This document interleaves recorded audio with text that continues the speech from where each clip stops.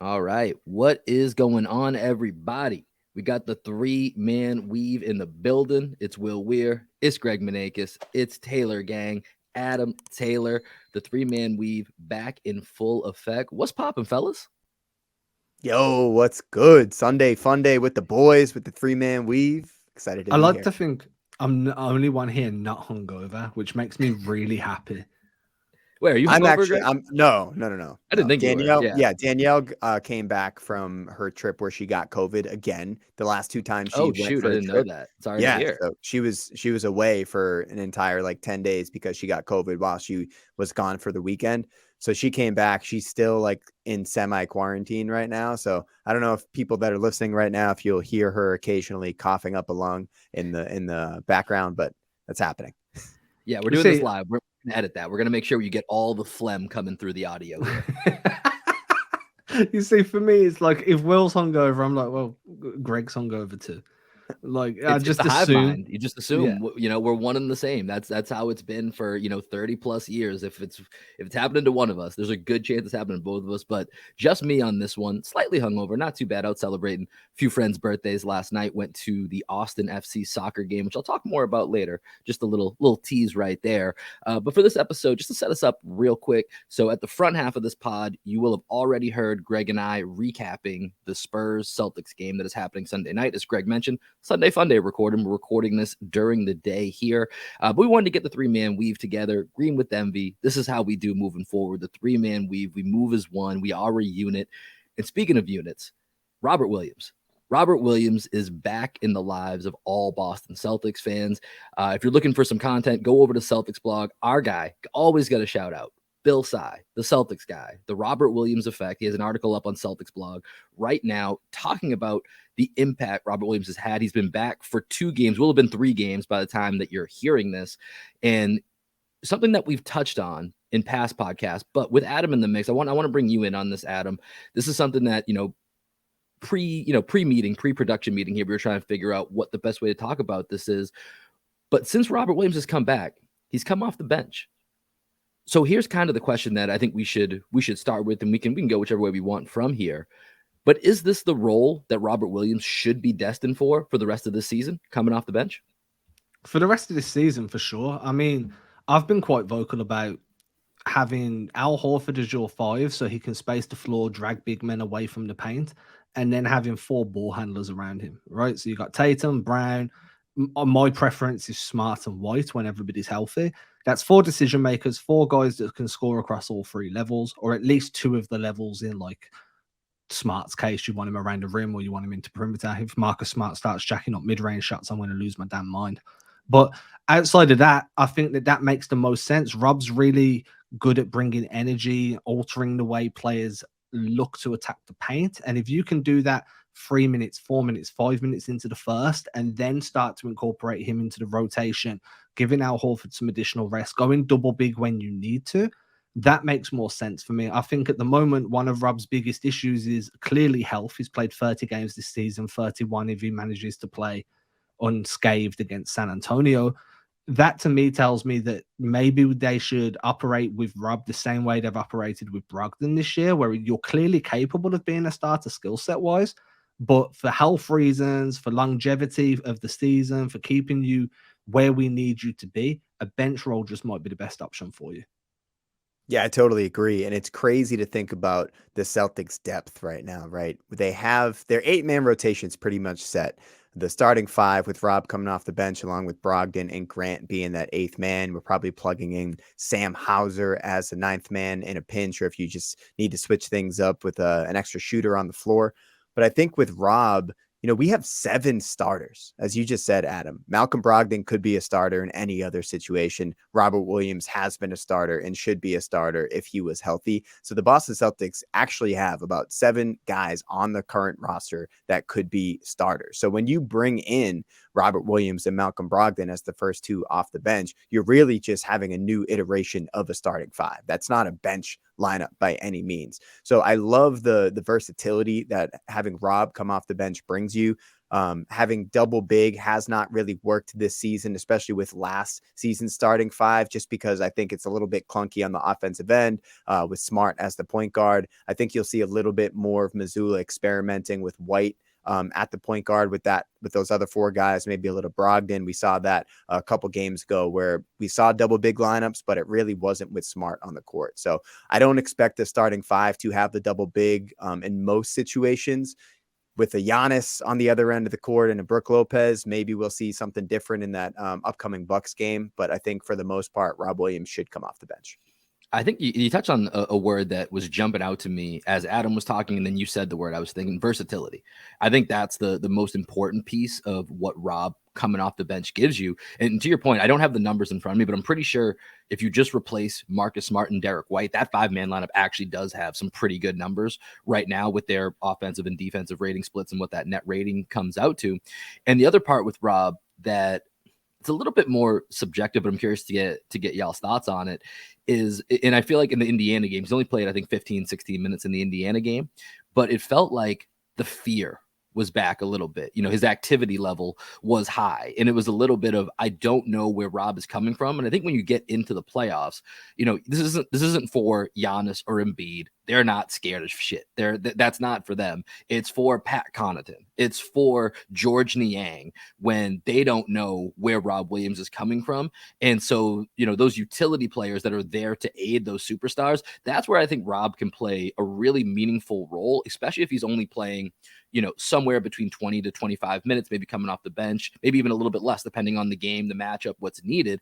But he can almost play, you have to always, be concerned with the injuries. And like we said, I think we said this last time, he needs a landing coach, just like lethal shooters or shooting coach. He needs a landing coach because I get nervous every single time he goes up in the air and he comes down.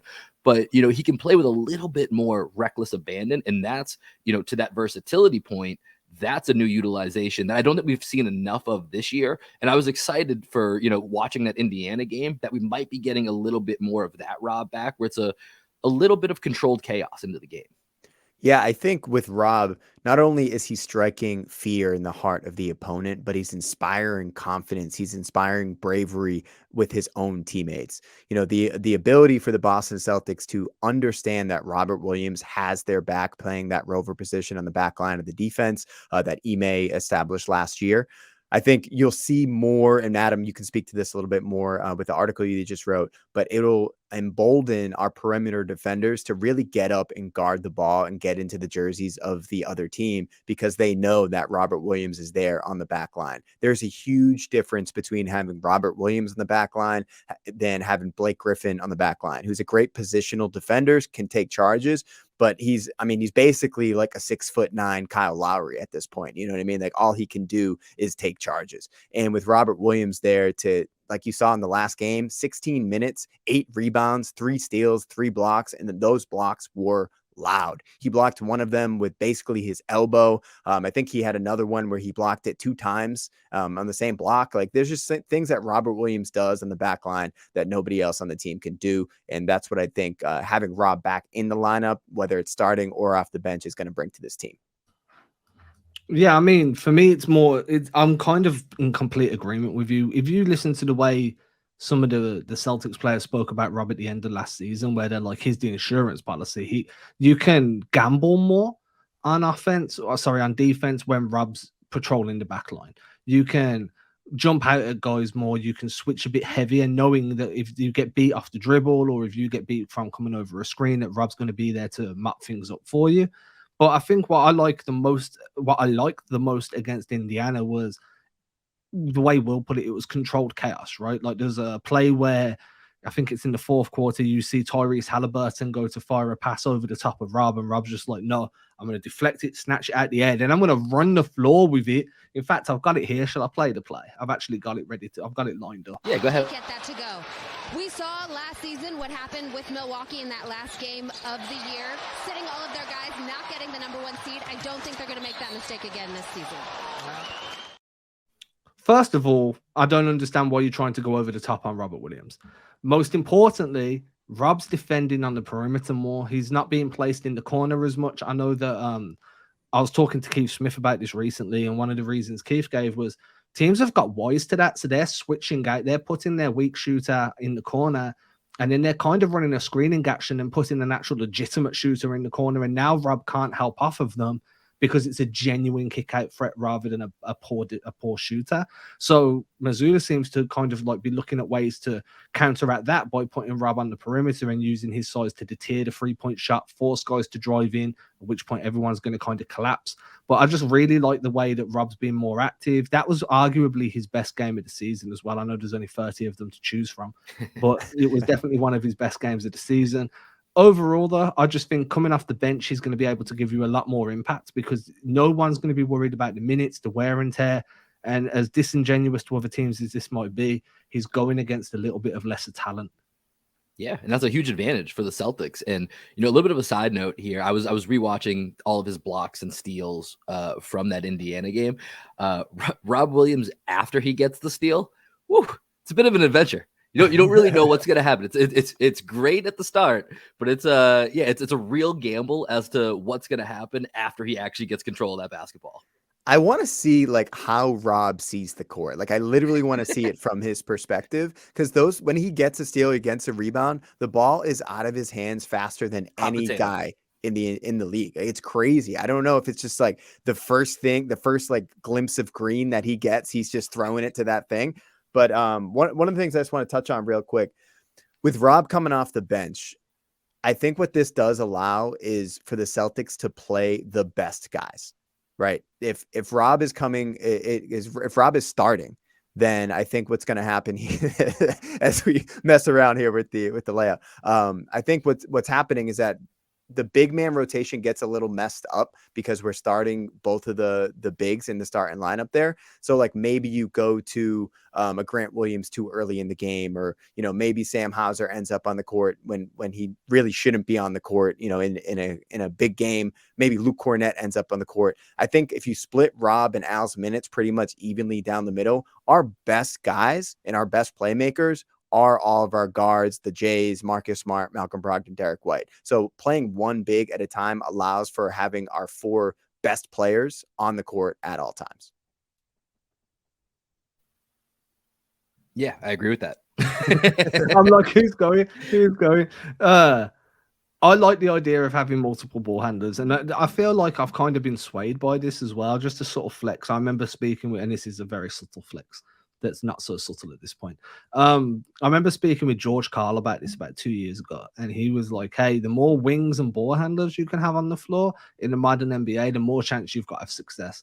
And when you've got a team like the Celtics that are just littered with guys that are pure decision makers, everyone can play in that 0.5 offense, or as you guys I like to call it, that 0.5 offense.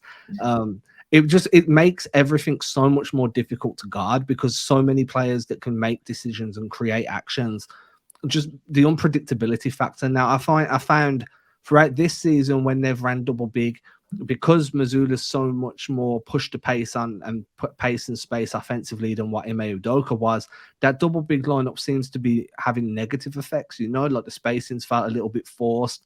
Putting Rob anywhere away from the rim is just allowing teams to sag off and double team elsewhere or dig or do whatever. So I just feel like the best opportunity you've got is bringing him off the bench and then reevaluating how you want to approach your starting 5 during the off season. Maybe it's time for Al to take that bench role and Rob becomes your starting big man then. Or maybe Rob's best bet for the rest of his career is to come off the bench if it's going to prove to give him an actual career instead of just being really, really comfortable with whoever the doctors and surgeons are. Yeah, and with these last 2 games, and like we said, we're recording this before the Spurs games. You'll have Greg and I's thoughts at the front end of this podcast. It's been 2 games after what was Adam and I went through this in our last podcast. It was a bit of an up and down road trip, which on the whole 4-2 is still a pretty damn good road trip, but it didn't feel great at certain times. And so you look to the Kings game, which we talked about, real strong momentum to build off. Pacers game, and it feels like over those last 2 games, that defensive identity, which goes hand in hand with all of this Robert Williams discussion that we're having right now, feels like it's coming back around. And Adam, you have an article up on Celtics blog right now, which, by the way, fantastic title, Give Me Your Lunch Money, a new Celtics mentality, I think kind of speaks to that. So could you just talk a little bit about the article that you got up right now? Yeah, so what happened was I wrote words and then I inputted clips and then people read it. No, jokes aside. And that's just me being a douche. I do apologize. So mainly for the most part, the article is based around steals. So over the last 2 games, the Celtics got 9 steals against the Kings, they got 11 against the Pacers, that totals 20. That's just something for me that the student has become the teacher. If you go back last season, the season before, the Celtics have had problems in retaining possession in high pressure situations. You look at how the Warriors kind of forced multiple fumbles down the stretch in the NBA Finals as an example. And it just feels like the Celtics are kind of turning a corner there. If you look at the way they played defense against the Pacers, they were still doing very similar things. They were dropping. Al Horford was in drop, but they were sending their wings to kind of like hedge or kind of like pinch where they both coming from either side to take away the paint and then sprinting back out. Now, Rob wasn't on the floor for all of those moments, but what has happened is with having the ability to bring Rob off the bench, with having the luxury of having a Muscala or a Blake or whatever, you can play at a little bit higher pace because when you guys get tired, there's enough depth there that you could sub out and not really have too much of a drop off in talent, apart from obviously when Tatum or Brown go to the bench. Um, that was pretty much the crux of the article. It was just about how they really pressured ball handlers. They forced bad decisions and they won their 50-50 balls. They were diving on the floor. They were sprinting to wherever the ball was rolling out to. It was just a high energy performance. And it was the closest we've seen to last season's Celtics on defense all year. In my opinion, it was one of the most coherent defensive performances where everybody was playing their role, but they were also going that one step further. And it just makes a load of sense with the way Missoula wants them to play, to have this type of defensive mentality where, yeah, we're going to have someone in drop, but we're going to send 1 or 2 over to the post and we're going to pinch in at that post as well. So you're not going to want to try and drive the gap and you're not going to want to try and attack the dropping big because it means you've got to get through 2 guys that are quite long with good wingspan. So you're going to kick it out, then we're going to rotate and we're going to force you to F up pretty much. Yeah, one thing. Remember, Adam, you can swear now, so you could say. Oh, they're gonna force you to fuck up. Yeah, one thing I noticed in that Kings game, obviously that was coming off of the Celtics, one of the worst losses of the season against the Jazz, even though we were down both of our big men. Grant Williams, his ability to play his role in that Kings game. I think that was the game where he had that big play where he dove on the floor to grab that loose ball. Mm-hmm. There have been a few more of those types of plays by the Celtics since that Jazz game, where maybe we can call that the nadir of the season, however you want to say that. Nadir. Is that like the Knicks? Is that like the Knicks game last year? Yeah, exactly. Right. There was that galvanizing moment where everyone just had to kind of look at themselves and be like, are these really games we're losing just because we're, quite frankly, being lazy? They got lazy on that road trip and they recommitted to just being focused for 48 minutes the last few games. And there are plenty of quotes from players talking about how they committed to a full 48 effort. And that's the thing that we need to see out of this team. It doesn't matter if you're playing the Spurs as they are later today, or if you're playing the Bucks as they are later this week. They need to be locked in and start building those habits. We talked about this with Joe Mazzulla. He needs to be locked in as a coach and building his habits as a coach. I think he's been much better of late, calling his timeouts and, trying to be a little bit more intentional with his rotations. And I think that's what the entire team just has to focus over these last 8 or 9 games, however many are left in the season. It's all about developing habits or, rediscovering the habits that they began the season with. Now, where is that team? Is it back for good? Are we going to see that for the last 8 games of the season going into the playoffs? So with that, let's actually take a look, because like you said, there is, not counting counting the Spurs game, there's 8 games. By the time that game's done, we're down to 7. I don't know how the fuck we got here, but there's 2 weeks left in the regular season. It doesn't, when we were doing our pre-production meeting, I was kind of looking through the schedule and it just didn't seem to make sense to me that by this time, next week, we're in the final stretch of the season. We're in the final week of the season. And so with that, let's take a look at what the Celtics have coming up. Last night, Celtics got a pretty big gift Nuggets took down the Bucks, a game that the Celtics really need a little bit of the Bucks to do some damage to themselves, aside from obviously just playing the Celtics basketball that we're describing now. And you can see, if you're watching us here on YouTube, you can see obviously playing the Spurs, then the Wizards, and then there's that big showdown, Milwaukee with a Utah back-to-back at home on the back end of that. And so as we look to the week ahead, right now, the Celtics are 2 games back of the Bucks, and the Sixers, who have a really tough schedule the rest of the way, they now have a 2-game cushion on that 2 seed. So they're 2 games behind the Bucks, 2 games ahead of the 76ers. Looking at the week ahead here, Adam, let's start with you, and feel free to take this, not just Celtics related. You can look at it kind of league wide, because we're scoreboard watching at this point. This is all about, holistically, who are the Celtics? What's the Celtics path, like we talked about, to get back to the Eastern Conference Finals and eventually the NBA Finals, as well as, trying to jockey for position with Milwaukee. So what are you kind of looking for this week, either Celtics-wise or from a league-wide perspective? Yeah, I'd like to believe that the Celtics can regain that first slot. If you're looking at the standings right now, Celtics finish second. They're probably going to face the tight Heat there. Yeah, if it was to finish today, I'm taking Miami over Atlanta, then Miami. So I'd like to say the Celtics at least tie up with the Bucks. Maybe Milwaukee drop another game, and then they face Boston, and Boston be able to beat them. Otherwise than that, I'd like to just keep Philadelphia at arm's length. I'd prefer to finish in the top 2, just because there's some home court seed in there that comes into play further down the line. Other than that, I'm kind of chill. I'd like Miami to move into that 6th seed personally. So then that's a Philly problem. And then that would make me very happy, actually. Other than that, I'm pretty cool. I'd like, as far as I'm concerned, if you can beat San Antonio, if you can beat Washington, whatever happens against Milwaukee happens. Beat Utah, then that's a 3-on-1 week, and that's a successful week for me when you're facing arguably your biggest rival in the entire Eastern Conference. Would I like the Celtics to beat them? Yeah. Are they going to? We'll find out. Yeah, we got a big gift last night because the Bucks lost and the Sixers lost. And the 76ers are now in a 2-game losing streak. James Harden has been out the last couple of games. I don't know how much longer he's going to be out for. But for the Sixers to catch us at this point, it's a long shot, to be honest. They're 2 games back with 8 games to play. So I would imagine the Celtics end up with that 2 seed. Obviously, I'd love the 1 seed as well. We didn't get a gift, though, on the other side of things last night, because the Nets actually destroyed the Heat in the second half. I think they outscored them by like 25 points or something in the third quarter of last night's game after the Heat were up early in that one.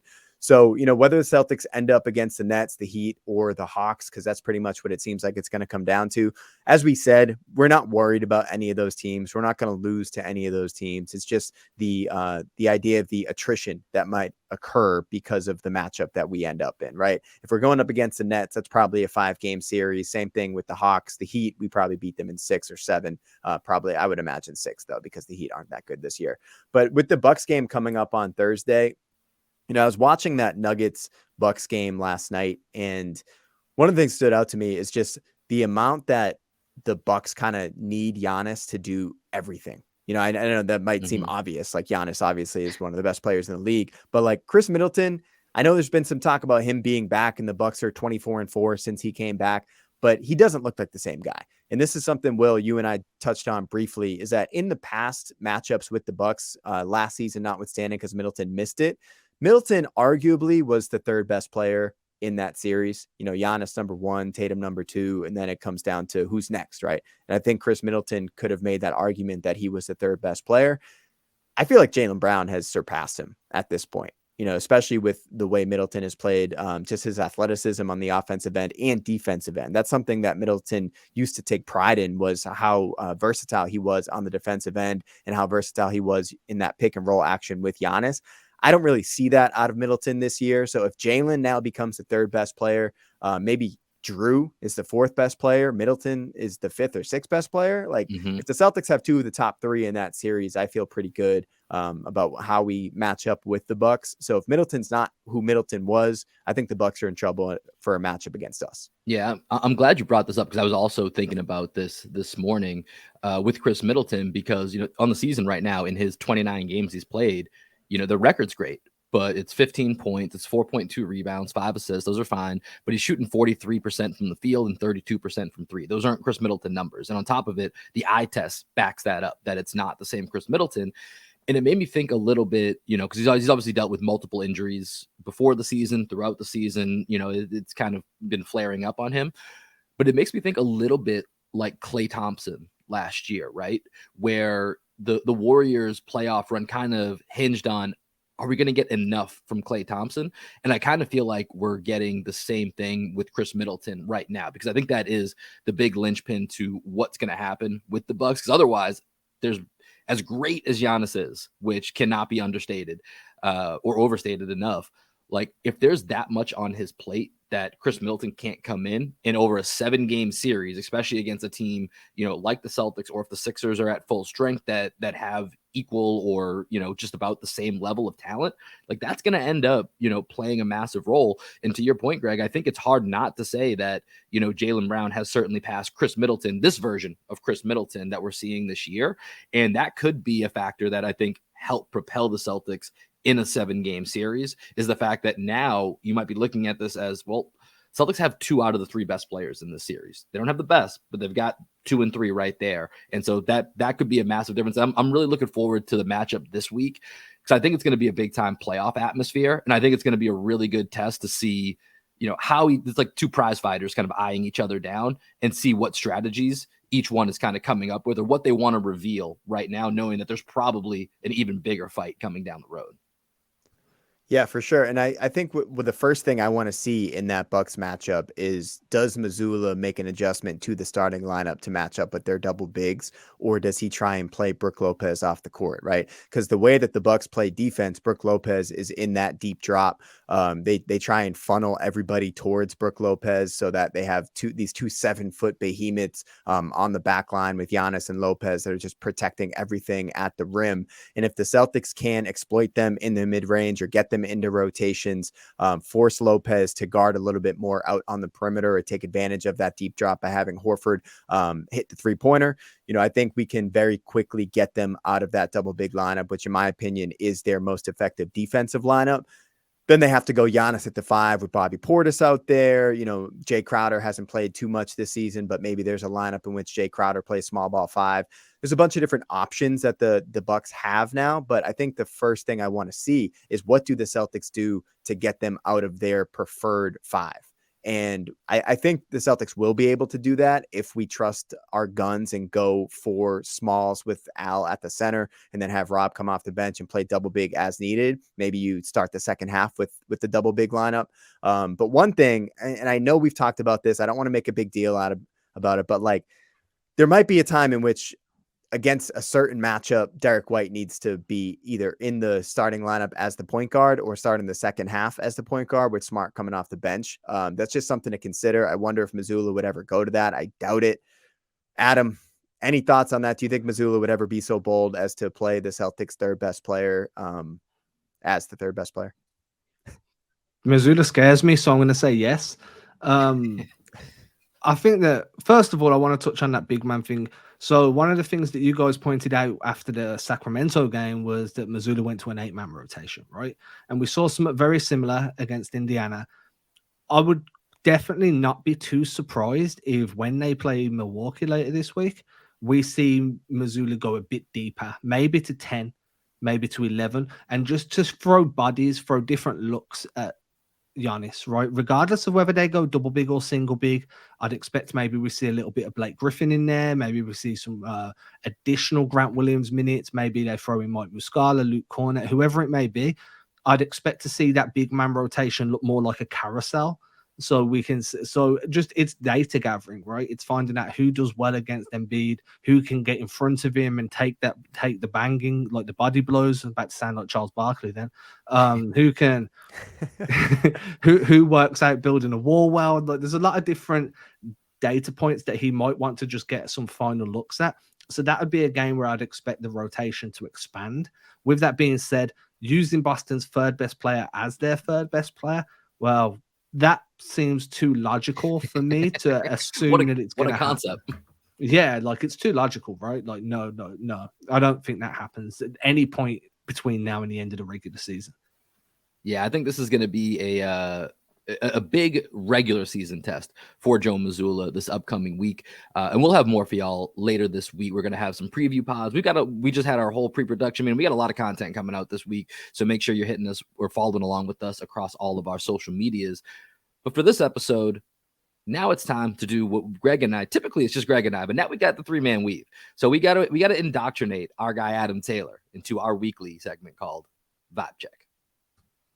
Okay, so was you going to tell me to go? I was going to tell you to go. So you look at that. We on the same. We already connecting like that, Adam. We don't got. I'm going to say anything. I just got to shoot you a look, and you know to roll. You know to pop. We got that connection going right now. Yeah, I'm telling you, man. It's not like have we podcasted together before? It feels that way. Maybe so. We did it once with legs too. That was fun. That was brilliant. Podcasting with legs. That was one of my favorite quotes of the entire trip. So my vibe check this week is a TV show called Empire, a very old school TV show. I think it started in like 2016, 2017. My wife had it on one day and I was like, when you're just grumpy, like, I don't know what I want to watch. There's a bunch of stuff, but I've seen it all before. And then my wife, I've come downstairs, like, because I've been searching on like Netflix and stuff in my office. I come downstairs, my wife's watching this Empire. I'm like, I ain't really feeling this. It's episode 3 at this point. She's like, no, let me start it from the beginning. So she started it from the beginning. That was about 10 days ago, 12 days ago. There's 6 seasons, quite a few episodes each season, an hour each episode. I'm going to be wrapping up season 4 by Monday. If you haven't seen it, I highly recommend you do. If you have seen it, I highly recommend you go back and watch it again. I love just the idea of having a spouse who's down to start a show from the beginning, even though they've seen like a couple seasons of it. If they're just like, I'll go back with you. I'll watch it from the beginning with you. I think that's just a sign of a very healthy relationship. So shout out Zoe. Yeah, I mean, that takes a lot to be able to commit to that, or it's that good of a show. Because there are shows where, I'd be like, yeah, you watch it on your own time, But there are some shows where it's like, oh, I'm excited to do a rewatch of this, and it sounds like y'all found that with Empire. Yeah, it's dope, dude. I mean, she's just started watching yesterday The Last of Us, and like, full disclosure, I tried to play the computer game The Last of Us, and like the very opening thing, his daughter dies, right? And I remember being like, I'm a girl dad. I'm like, I don't want to play this game no more, and I boycotted the game simply because of that opening scene. So when I came in yesterday and she's watching Last of Us, I'm like, well, I boycotted the game. I'm a little bit of a I don't want to cross the picket line to watch the TV show, right? But according to her, I'm going to have to become a scab and cross that picket line because apparently it's really, really good. I will say, Adam, I think it's one of the better TV shows. I've watched too much TV since 2020, so I can't even keep track of, what's been good and what's not been good. But this is one of the shows that is definitively, over the last three plus years or so, where things are just blended together, that sticks out above the rest. Like there's been stuff where I'm like, oh yeah, I remember that was good. I can't tell you much about it. That show freaking rocks. So I highly recommend that you get on board with The Last of Us. She's gonna have to wait till Empire finishes. All right, Greg, let's go over to you. What's your vibe check this week? So I don't know if Adam actually watches the NCAA tournament, but I am vibing with my guy Marquise Noel. Although they got eliminated from the tournament down last night by the mighty Florida Atlantic Owls, I want to say. Sounds right. Some sort of bird. Right. Yeah. The Florida Atlantic insert creature. Bird here. Yeah, Noel was unreal, dude. I didn't watch much college basketball because really at this point I only have time for the tournament. So I tuned in for the tournament this year, and the first time I watched that dude play, he was electric. I don't know if he has any NBA future in him. Kind of reminds me of a little bit Tremont Waters type player where he might get one contract. I love that's your boy. You cannot let it's Tremont Waters for you, Romeo Langford for Adam. You guys are just connected forever with those two. Exactly. I think Marquise Noel, he's 5'8". I don't know if you saw any of him, Adam. 5'8", but has one of the craziest floor visions I've ever seen of any point guard, especially of a guy that size. He had 18 or 19 assists in one of the games. 19 against Little Hauser in Michigan State. Yeah, against Lavater. I think at one point during the game last night, he had like 47 scored or assisted on 47 of the 56 points up at like a certain point in the game. This guy was everything. And it was so upsetting that he didn't make it to the Final Four because he was one of the big reasons why I was enjoying watching the tournament. But dude, I loved watching Marquise Noel. Shout out to you, my guy. I hope you get drafted.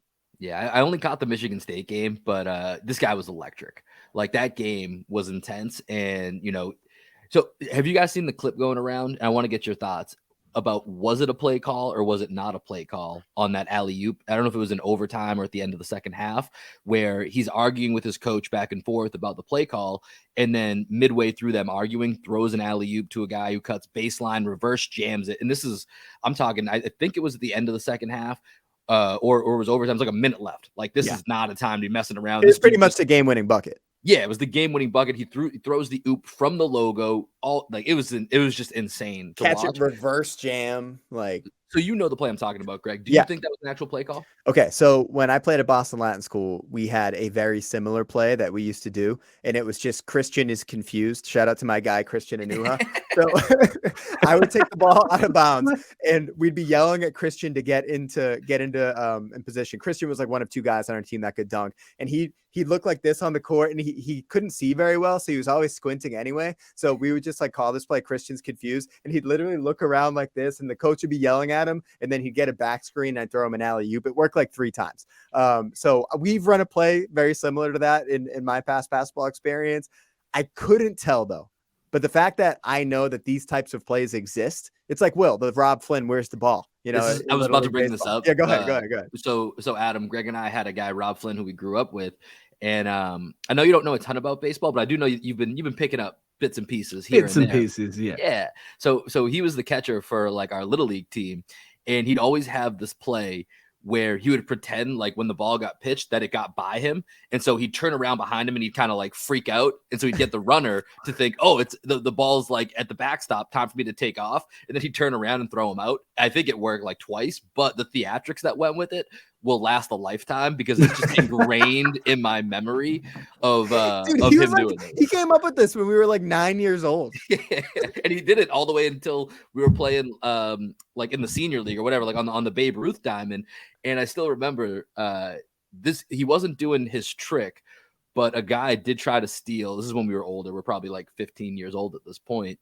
And we're not I don't think he played baseball at the same level like Greg and I did, like in high school and stuff like that. So this was like kind of like a more like community level team. And a guy was trying to steal third. I'm playing third base. Greg's backing me up because he's the shortstop. And this guy, Rob, yells out as in the middle of the play, "Where do you think you're going?" And then proceeds to throw the ball. So there's 90 feet between home plate and third base to where he needs to throw this ball. I think he threw it 40 feet. He threw it 40 feet. It bounced over my head. And then Greg caught it on one knee, laughing in the ground. And it was such a perfect moment. It was just, I don't know, that was great. It was the accent you just did then. Where do you think y'all going? I haven't seen the clip, so I cannot confirm nor deny whether I believe it's a play call. I'm going to go with play call because that just makes me believe there's magic still in the world. Kind of like, do you remember the movie Angels on the Outfield? It could happen. Yeah. Do you remember that movie? Of course.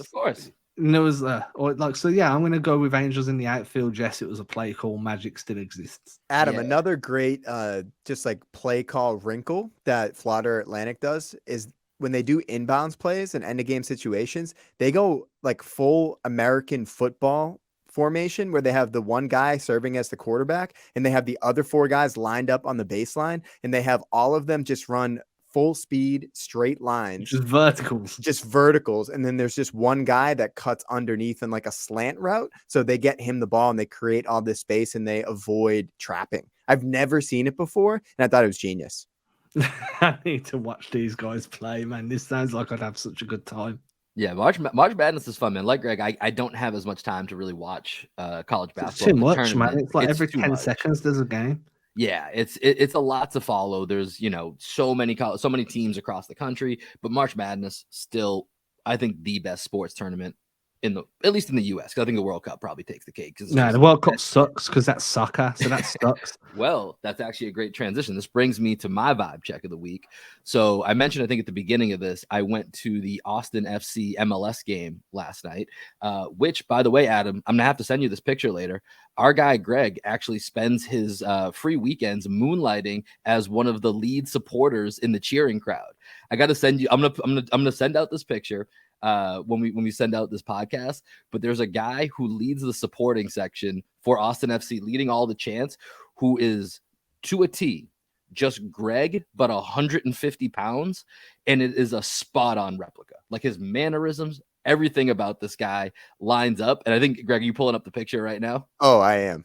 All right, let's get this on the screen here. See if I don't know if we might need to zoom in a little bit here, see if we can get that pulled up. He's now known as IB for Greg. That's so IB for Greg, man. This is Austin FC Greg right here. And so my vibe check of the week is that we need more supporter sections like we have at the Austin FC game. And so, Adam, I wanted to ask you, I know you might have more insight on this than I do with English soccer league teams. I mean, I know it's just more intense with the hooligans and they have all these different chants, but do they have, when you go to a game, a specific section that is like designated just for like super passionate fans that lead these chants? Or is that just the whole arena is doing that because it's kind of ingrained in the system? Okay, so I honestly couldn't tell you yes or no because I've never been to a game. Yeah, I just figured you might have more insights. So from what I'm aware, it's everybody. So you have a family section where obviously things are a little bit more chill, a little bit more calm. If violence happens in that section, you've just been unfortunate, right? Mm-hmm. The rest of it is you've got your away section, your home section. The rest of it is just wild people. So the chants are everywhere. It can start from anywhere. Usually there's a bit more of a vibe going around by the season tickets, because those guys are like your diehards. Yeah, a lot of the season ticket holders travel to away and home games all year round. So you'll see a lot of people like this, like IB for Greg here, everywhere in a soccer stadium. Yeah, generally it's like what you probably experienced at Austin FC is probably like a good replica on a smaller scale of what you'd experience at an English soccer stadium. And this is my vibe because we need more of this in basketball arenas, in baseball stadiums, in football stadiums. We need that crowd, that section that is designed just to go nuts, to be leading the chants, to be bringing the energy, the momentum. When, you'd have to figure out what it is, but when a goal's scored, let's throw that beer in the air. Let's throw that water in the air. Let's get nuts. Let's get weird. Let's do it. We don't have that enough in American sports. We need that for when in the second half of a game, the Celtics are coming down. You have this massive green supporter section that is going nuts. We need more of that. And it's a very cheap ticket. It's not necessarily family friendly because it gets pretty lit, it gets pretty loose in there. Although there are kids in there who are just, hey, if you're with it, you're with it, but know that that's like what you're getting into. And I don't know. I really enjoy the atmosphere of it because I don't know what the hell's going on. I don't follow soccer. I barely know what's going on. So I'm just there for the straight vibes. And it's such a great time. And I think it needs to be brought into other sports here in the States. Yeah, I agree, dude. Go ahead, Adam. No, I was just going to say the soccer kind of experience, like, that type of mentality all through Europe is something that all of the diehards kind of point to, right? Like I know people that are like, yeah, I love soccer, well, football here. I love football, but I can never watch it at home. I can either watch it in the pub with a bunch of other crazy nut jobs, or I need to be in the stadium with 20, 30, 50, 60, 70,000 nut jobs. But I know a bunch of people that are like, yeah, I love football, but I can't watch it on TV because there's no nutters around me and I need the atmosphere to feed on. I've been to a few NBA games now. I've been to a few other sports around England, like, ice hockey and whatever. And it honestly doesn't compare to what you hear and see on TV from like soccer stadiums. I would love for a basketball team to try this out. Yeah. Right. There's got to be some small market team that needs to increase their in-game attendance, just like some sort of gimmick. Why not try this out? I think it's a great idea, Will. I don't think it could ever happen at TD Garden, just because there's so much, there's like a history to to the way that the crowd interacts with the game that we've talked about. I mean, I would love to see it happen. I just don't think it's realistic for it to happen. Yeah. But like for the Charlotte Hornets or the Oklahoma City Thunder, like we've I think been the Thunder were the first team, because you and I went to the playoff. It was the last Kevin Durant game for the Oklahoma City Thunder, or one of the last ones, when they went up. The last win he ever had with Oklahoma City Thunder, actually, we were there for, because they went up 3-1 on the Warriors in that game. And they do the college thing where they stand up until the home team scores. So I think that was the perfect example of a team that you just build out a section behind the basket, and you start building your traditions. Like you said, it's going to be tougher to do with a team like the Knicks, the Lakers, the Celtics, that have a little bit more built up. But the Thunder, or if the NBA starts to expand, which is looking pretty likely here, to go to Vegas or back to Seattle, I think those are the perfect opportunities to try stuff like this. The only thing I'd say is that NBA players have got quite a reputation for returning to fans whatever kind of abuse is sent their way, and rightly so. But like as an English guy, some of the soccer chants are downright sickening, man. Yeah, and, some of them get a little aggressive. At least from my experience with Austin FC, it doesn't quite reach that level. But I do know in certain English soccer games, it almost gets a little too personal sometimes. So I'm not advocating for those type of chants, but I do think that the atmosphere can be brought to another level with get the drums, the vuvuzelas. Yeah, exactly. And then we already got Greg. We got him on loan from Austin FC, so we can just get him out there. I'd be for Greg, man. I love him. Well, dude, you know what's so funny is I've had some people that like look at me around town like they recognize me, and sometimes I like to think it's from Black Sheep Optimist. Now I'm just wondering if it's just this guy. If they just think that I'm this guy, and they're like, "Oh yeah, I know this dude from somewhere." Like maybe that's the guy from the Austin FC games. Yeah. We joked last night that you could actually go as this guy for Halloween, and it's going to be very niche, but it's going to be one of those like niche Halloween costumes that everyone's looking at you like, okay, you're just an Austin FC super fan, whatever. But like the 2 times that someone's like, your supporter section Greg, and you're going to be like, nailed it. And it's going to be this amazing feeling that you just made this person's day. The only thing is this guy's like 120 soaking wet. Yeah, I said 150 being generous. Yeah, he's so skinny. He's so skinny. But yeah, I do look a lot like him.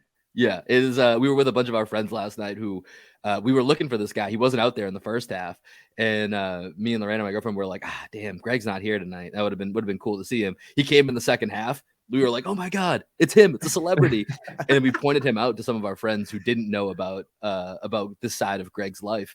And they couldn't take their eyes off him. It's like, even his mannerisms feel like Greg. Like this is Greg's double agent life right now. I gotta go meet this dude. Yeah, you've got to be like, bro, you look like me. And he'll be like, bro, you look like me. You'll be like, we're twins. I know. We're gonna have to arrange a meeting. We'll bring him on the podcast here. But that's gonna do it for this vibe check this week. That's gonna do it for this episode of Green with Envy. Our guy Adam has some dinner waiting for him, so we're gonna let him get out of here. But we'll be back this week with a lot of content across multiple platforms. So make sure that y'all are checking in with myself, Adam, Greg. But for this episode, Greg, let us know what we're gonna hear on the way out. Just real quick, I'm going to be releasing a new video on our YouTube channel. I'm going to reimagine the Coaches Corner that we started doing a few years back. So make sure you subscribe to our YouTube channel to check out that video. I'm going to be breaking down Jaylen Brown's, what I'm deeming the Apex Pass. So check that out. And with that, we're going to hear some music from my band down here in Austin, Texas. We are Black Sheep Optimists, and this one is called Skywalking. Peace, everybody. Peace, y'all. Bye-bye.